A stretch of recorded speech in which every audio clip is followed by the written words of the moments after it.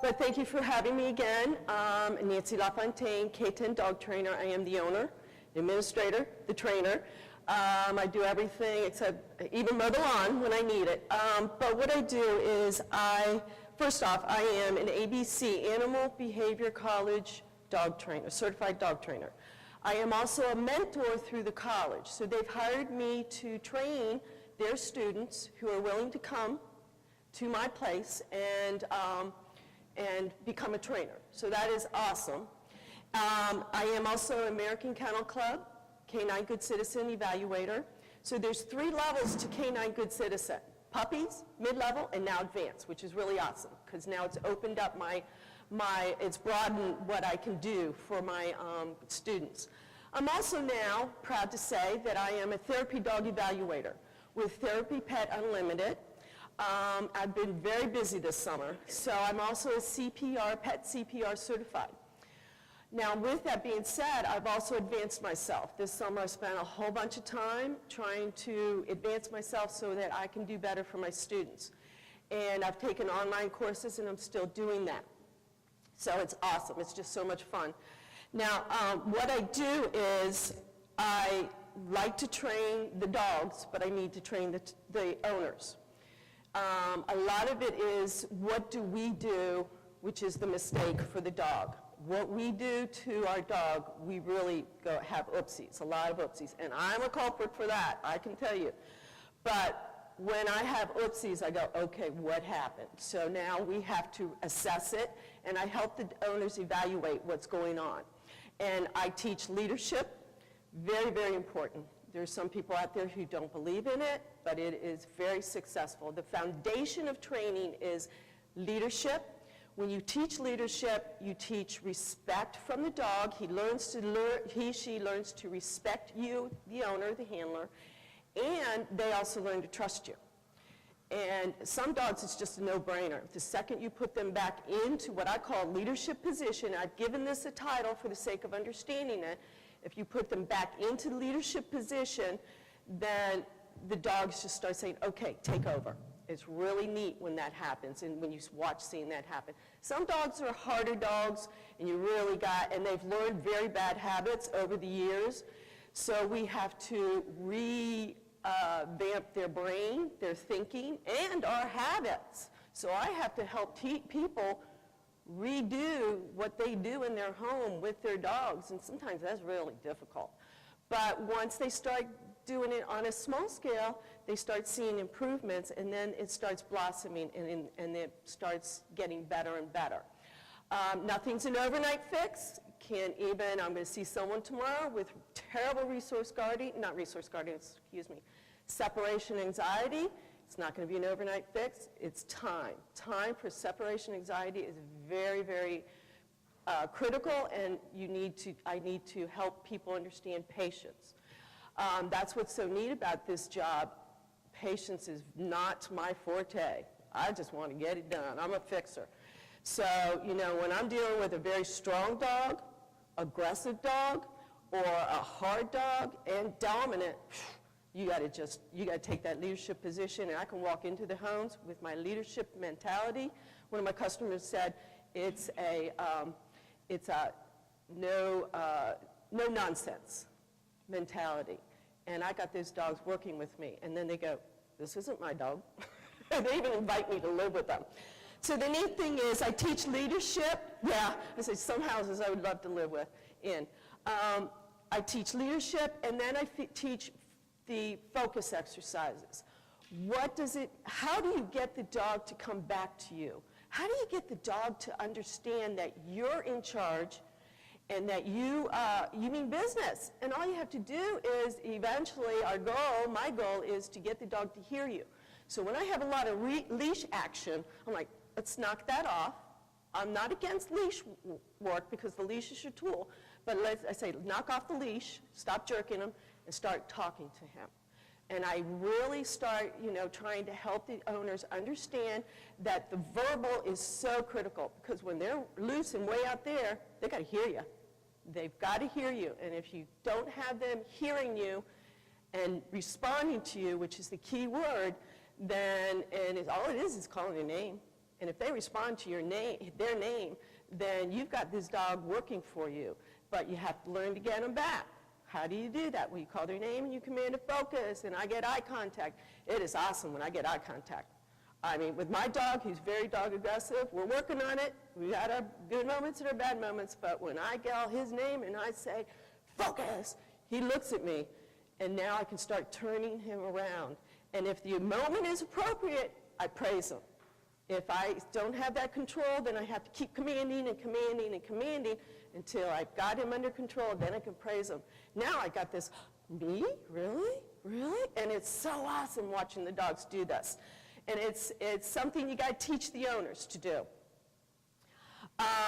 So what I do is I love to teach, that's the foundation of my training. That's where I'm going. Now, with the programs that I've been investing in this summer, I've learned it, I brought it to a higher level. They teach what I teach, but we bring it to a higher level. Very high reward-based training. Reward, reward, reward. I like to have the verbal when we're given the treat. So it's praise, treat, praise, treat, praise, treat. Yeah, good, good, good. Now they learn to hear this, and eventually you can take the treats away. But it's just an added bonus. And it's not a bad idea to go back to food. People are worried about that. Unless you've got a dog overweight, you're going to have to back off on some of the regular feeding. But I use dog food so that we can not malnourish the dogs in our weeks of training process, or have them gain weight and get really sick. So I like to really use a treat that's dog food, and it's nourishment. So you can back away from the food. It looks like I've lost my time. Could you wrap up? But what I like to do is, that is the foundation of my training. And when we get to that, when we get through that, I'm really concentrating on that in my program so that I can get the owners to really understand it and start having a success, a turnaround. Then the basic obedience starts falling into place. If you don't have the dog's focus, if you don't have respect from your dog, and if they don't trust you, then they're not going to work with you. And so a regular sit, down, even a come is not going to happen, or it's going to be very frustrating. You're going to be so mad at your dog, they're not going to want to come to you at all. So anyways, that being said, does anybody have any questions? Great presentation. Thank you. Any questions for Nancy? I'm just going to walk right to Brenda. I don't know if you even have a question. Do you have one? I do. Okay. Thank you. Nancy, good to see you again. Thank you. And I forgot to put my website up. Here. Did it again. There it is. I got it. So. I don't own a dog or pet or anything, so I just have some general questions. Number one is, can you talk a little bit about your tagline, because we're one better? How did that come up? My husband. What does it mean? He's an artist by nature and very creative, sometimes too creative in his mind. But he, when I was going through school, he encouraged me to go through this school, so I give him credit for this. It took me 5 years to say, okay, I'll do it, because I'm terrible at school and I'm terrible at desks. So that was my fear. But what encouraged me was, I didn't like, I was getting tired of the working world, the regular working world. So we both decided we wanted something for retirement. And so one day, he just all of a sudden turns to me and goes, how about for the name K10 Dog Training, because we're one better. Everybody always has K9. K9 this, K9 that, And so we tagged it because we're one better to kind of make it,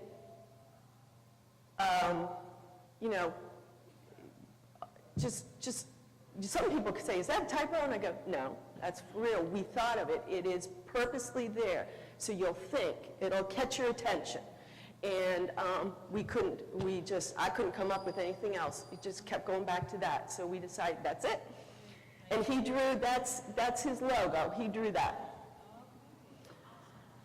I'm sorry, just one more. When you talk about dogs in leadership, so obviously all dogs are not prepared and trained for leadership. Are the dogs who are trained for leadership trained for a particular environment, or like a dog who's leading someone who's blind, or What capacity would a dog in leadership be in? Leadership means that you're the boss. You tell the dog you're the boss. By your body language and your tone. Usually that's all you need to do. But sometimes we've got harsh dogs, and we've got dogs that have become very, just developed a very bad habit over the years. So I have to reprogram their brain. And how do you do it? With high reward. It's really awesome watching that turnaround. But leadership is really just saying, I'm in charge. You don't have to take over. So when I have little dogs and big dogs going to the door, just charging at the door, and the owner's back here, I see, bark, bark, bark, bark, bark, bark. They stop. They turn to the owner. They're going, are you going to take over or should I? Because this is my territory. What should I do? I'm protecting it. They don't do anything. Dog goes back to the door. Bark, bark, bark, bark, bark. And then I see this 3 times. Turn around, look. I go, look what they're doing. They're asking you to do something. Do something. You go, well, what do I do? Talk to them. Call their name. Bring them back. How do I do that? So I go and get the dog. And all I have to do is, for the most part, just go in front of them between the door and the dog and shoo them. Away, away. And just with my hands. Now, sometimes we need a leash. Again, I got a hard dog. This has been, or they're very, very big and they're aggressive. So now we need the leash. Okay? So that's what we do. That's what I do. I appreciate your passion. And I attended the last time you spoke, and I know one of the situations was you were only one person and you really didn't have other people supporting you. Do you now? Well, I'd like to say yeah, because I have a very wonderful referral base now. I mean, I had one before, but towards the end of the summer, I had referral after referral after referral after referral, and I'm still getting them. So it's gotten stronger. I'm getting more established out there, so when I get a new person, they go, oh yeah, I've heard about you. Or the vet talks about you all the time. And these are vets I know them, but I haven't necessarily met them, but they have my card, but they know that, they know I'm out there, and they've got their clients, their people go to them, and they... You're busier than ever, and you're doing it all. Yeah, it's hard. I'm pulling my hair out. I know that. I can't afford hiring anybody else. You know, they're going to slam me with taxes, and I can't afford that. So I have to do it myself, you know. Well, that was the foundation of my question also. She's always on the leading, bleeding end. Barbara does a nice job, obviously, but I too wanted to know, based on your last presence here, how has Million Cups and the presentation and the questions that we had at the time, and even we gave you feedback about getting into some of these communities that have fairly large developments and get into their clubhouses and give your presentation, et cetera. So the bottom line is, how has this experience really impacted your business, and can you give us levels of degree that it was worth the presentation, your original presentation, as far as your business? The way it impacted me was the way I heard, I love your passion. I love what I do. That helped me tremendously. That picks me up when I'm kind of like, ooh, you know, I'm having a tough day or a tough moment. That part really picked me up. Now, after that, my presentation, I had my brochures, somebody from BOC came through, found it, picked it up, gave it to his sister, who has I love this dog, his gentle giant, we call him the gentle giant. He's an English Mastiff, head this big. We had to have body towels to wipe our hands and wipe the drool off his mouth. He was awesome. So I got business from that. I got a lot of inquiries, but I got business from that. So that was really exciting, and it really took off. That's when everything started taking off. And I actually presented her and Crush into my newsletter, and everybody was like, they just loved seeing that. So the excitement that I came out of that presentation was higher than when I went in. And, it really just started the momentum again, because it was kind of a lull there for a moment. And I have my ups and downs. I mean, the business does. So you keep thinking, okay, what's going on? What's happening? Is it the economy? Do I have there's a lot of other people out there who like to do this too. What's happening? So I have to assess what's going on. Does that help? Last but not least, you have so much passion yourself for this business. Have you considered having some type of intern or someone to work with you to try to, one, understand your methodology, but more importantly, to pick up on this passion of actually delivering the message to whomever? And I do really compliment you on the passion that you bring to the party here. Cool. It's unbelievable. Thank you. Yes, I've considered that. I've even had calls. I've veered them towards, I've had one really good, interested one that I would have hired. However, she wanted money for it in trade-off, and I didn't have the money then. I mean, I have a little bit better now, but I didn't have the money then. So, but she was really, if anybody, I would have hired her. She was a student trying to get through this part. I veered her towards a really top-notch, very expensive T-Touch. Have you heard of that? It's really a positive way to get the dogs motivated by your touch, positive, and working with them. And I would have hired her, but I have all these calls just out of the blue. Okay, I want to be a dog trainer. Can you train me?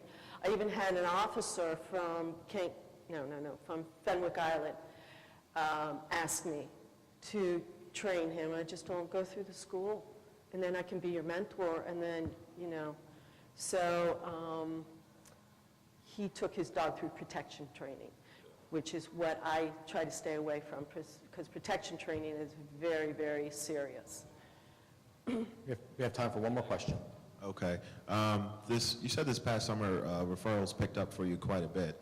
Obviously, different people trust you, see your passion, and different things such as that. Once you get a referral, how do you then go about, do you send a card thanking them for the referral, or do you give them a call, or how do you go about networking and expanding upon the business? I give them a discount. So their next session is as much as, let's see, if they join a group class, they have one free class. That's $25. If they need me in for a private, I deduct $25 off the price. And that has been a wonderful incentive. So one lady who just keeps, I referred her, next weekend she's got one free, and this is like her third time. And she still keeps giving me names. I'm just waiting for some of those calls. Nancy, what can we do as a community to support you and help you grow? I just keep putting my name out there. It's just awesome hearing the people, even people who do Google search, and then they end up at the veterinarian and they talk about it and they go, oh yes, she's good. And I'm like, this veterinarian has somebody in-house who works for them that does do training, and they talk real good about me as a trainer, and they said, that's it, So she said, you're well known. I gave my card out to someone who does pet walking. They go, oh, you're famous. I go, cool. So I'm getting more established, more and more. Referrals are a good base. Even my sign out on my property brings people to me, and the ads I do. And then I am in the Concord Pet store. I do my own training in Concord Monday and Wednesday nights.